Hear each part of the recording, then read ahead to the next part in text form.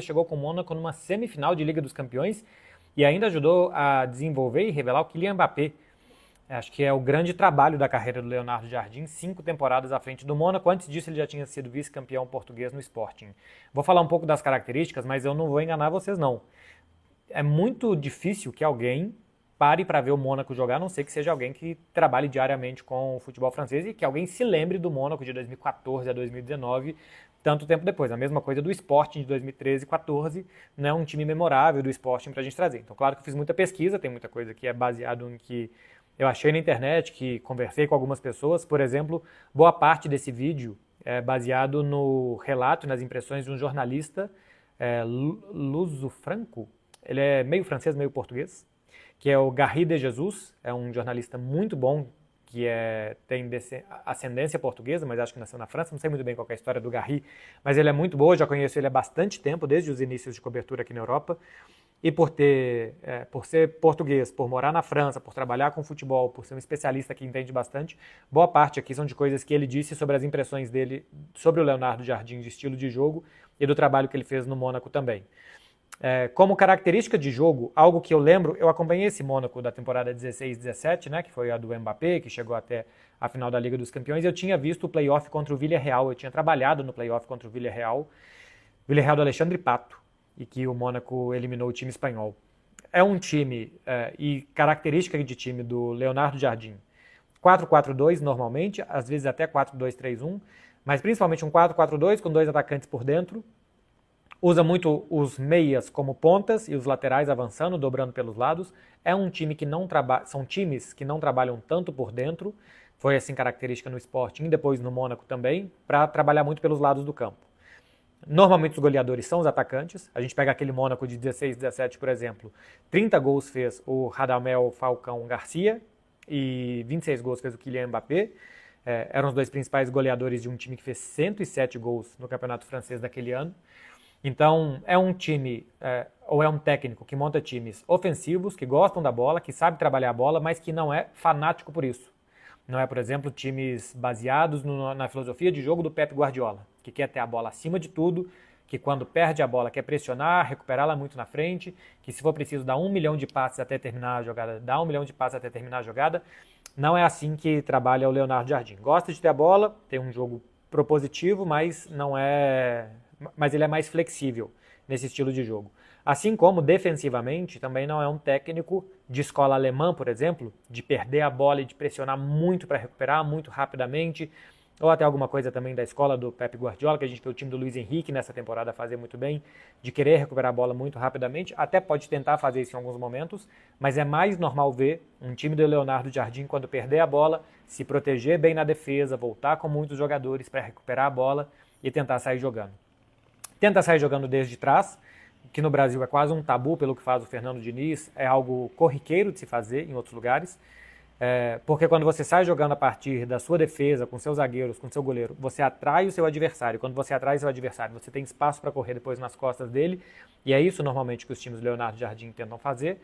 Ou seja, é um time, ou tende a ser um time, o Cruzeiro, de bom manejo de bola no pé, atacando muito pelos lados do campo, com necessidade de ter jogadores definidores dentro da grande área e que não vai se expor tanto na defesa, que vai ter uma defesa um pouco mais comedida e não vai ser um time tão valente na hora de recuperar a bola dos adversários. É isso que eu espero. Algumas curiosidades, por exemplo, daquele Mônaco da temporada 16-17, semifinalista da Champions, acabou perdendo para a Juventus, eliminou antes o Manchester City do Guardiola e que foi também campeão francês. Estatísticas do campeonato francês, segundo o SofaScore. 46 chances criadas de gols, só o quarto melhor time do campeonato francês em chances criadas, 31 chances criadas menos que o Paris Saint-Germain e 28 menos que o Lyon, dois times que ficaram à frente, só que esse time fez 107 gols, fez 24 gols mais que o Paris Saint-Germain nessa temporada. Ainda era um Paris Saint-Germain 16-17, pré-Neymar, evidentemente pré-Mbappé, mas que já tinha o Cavani, por exemplo. Foi só o sexto time em posse de bola, com uma média de 52%, ou seja, gosta da bola, trabalha, é um time ofensivo que faz 107 gols, mas para isso não precisa de ter 70%, 80% de bola em um jogo. O terceiro time em finalizações, uma média de 14,6 finalizações por jogo. O segundo em cruzamentos certos, é um time que realmente cruza muita bola na área. Teve a segunda melhor defesa, com 31 gols sofridos. falei aqui, Falcão e Mbappé, os dois artilheiros do time na temporada, com 30 gols o Falcão, 26 o Mbappé. O trabalho que levou ele ao Mônaco tinha sido no Sporting de Portugal.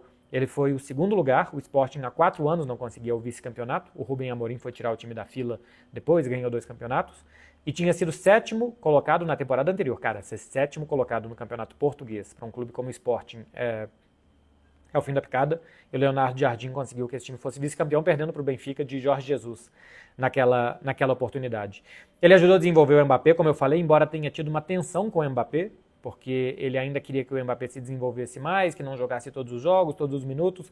O Mbappé arriscava sair, ameaçava sair, e acabou jogando a partir já do meio da temporada, novembro, dezembro, o Mbappé começa a jogar mais e estoura como estourou.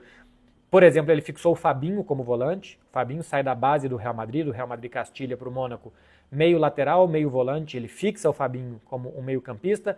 Ajuda a desenvolver, por exemplo, o Thomas Lemar, que hoje é jogador do Atlético de Madrid, e que é um meia ponta muito importante desses jogadores de lado de campo. O Benjamin Mendy tinha sido importante com ele também, né? Aquele lateral esquerdo que foi para o Manchester City, teve problemas judiciais por algumas acusações de agressão sexual. Bernardo Silva também se desenvolveu bastante com ele, o Sidibé, Bakayoko, enfim, desenvolveu vários jovens jogadores que depois foram para João Moutinho, jogou com ele também do lado do Fabinho no meio campo. Era um time de muita bola, todo mundo ali sabia jogar bola, que, por exemplo, Thomas Lemar de um lado do campo, Bernardo do outro, eram pontas que ajudavam muito com passagens de laterais, com atacantes de área para finalizar as jogadas. Pensando no Cruzeiro, e se a gente for pensar que ele vai querer mais ou menos fazer o que ele já fez em outros times, especialmente nesse time do Mônaco, não sei se Dudu e Gabriel seriam uma dupla de ataque, ou se o Dudu iria para o lado do campo ser um meia ponta, né? Porque é um 4-4-2, então você é meio campista, por assim dizer, porque você está jogando numa linha de meio campistas, mas ataca como um ponta, para ter um jogador mais de área do lado do Gabriel. Não sei se Caio Jorge, se Bolazzi, até se o Lautaro Dias, mas ter um atacante mais de área e o Gabriel um pouco mais móvel. Por exemplo, ter um Falcão Garcia e um Mbappé. O Gabriel seria o Mbappé por características, pelo amor de Deus, e não por qualidade. E do outro lado, por exemplo, o Marquinhos poderia ser o atacante, o meia pelo outro lado do campo, com o Wallace e Matheus Henrique como volantes, ou com o Matheus Pereira e Matheus Henrique, para ter o Matheus Henrique como primeiro e o Matheus Pereira como um jogador mais armador, para aproveitar o potencial do Matheus Pereira como 10, pode colocar, por exemplo, o Gabriel na frente como um atacante mais móvel, o Matheus Pereira como 10 chegando como segundo atacante, e esses jogadores de lado, tirar o Marquinhos e colocar o Matheus Pereira do lado do campo, enfim, a partir daqui ele vai ter muitas opções para trabalhar. O normal de se imaginar é um time com 2 meias que atacam como pontas, que dobram com os laterais, e 2 atacantes mais perto do gol, mais dentro da área, aproveitando cruzamentos. O que eu acho de opinião, que é uma muito boa do Cruzeiro, tá? Acho que o Cruzeiro acerta bem pelas características de jogo do técnico, de um time mais equilibrado, que não quer atacar acima de tudo e acima de qualquer coisa, mas que quer entender os momentos do jogo. É um técnico bem técnico mesmo. O Garrido Jesus até me dizia que ele é um desses técnicos portugueses de universidade, de estudo, catedráticos, que entendem muito de tática. Eu acho isso muito bom. Que também ajudou a desenvolver muitos jogadores na passagem dele pelo Mônaco. Isso também pode ser bom. O Cruzeiro com alguns jogadores como o Tevez, né? Tevez, se eu não estou enganado, saindo da base, e outros que estão aparecendo também com potencial. Ele pode ser um técnico a desenvolver esses caras, fora desenvolver os que já estão lá também. Então eu acho que tem um bom nível de acerto do Cruzeiro na intenção de contratar o Leonardo Jardim. O Cruzeiro quer ser, nessa temporada, um time de posse de bola, de protagonismo, de atacar os seus adversários, de ditar o ritmo do jogo. Eu acho que está contratando um técnico que sabe fazer isso e sem expor demais o time. Sendo equilibrado também, porque acho que o Cruzeiro em muitos momentos vai precisar de muito equilíbrio para se defender contra rivais mais preparados, mais fortes. O Cruzeiro ainda é um time que está sendo montado, e para isso acho que o Leonardo Jardim também tende a saber fazer a leitura do que o jogo vai pedir. O que pode aqui me deixar com um ponto de interrogação é simplesmente a chegada de um técnico europeu, né, desses portugueses, os tantos que têm vindo para o Brasil, sem conhecer o ecossistema do futebol brasileiro.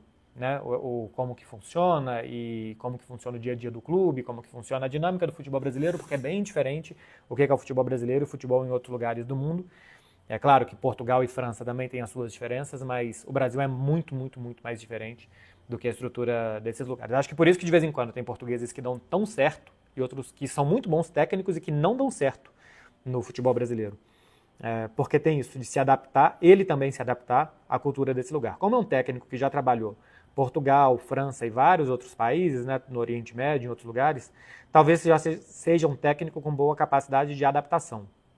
Como treinador, eu tendo a achar que ele tem mais capacidade do que o Renato Gaúcho, por exemplo, que eu não achava má ideia, não.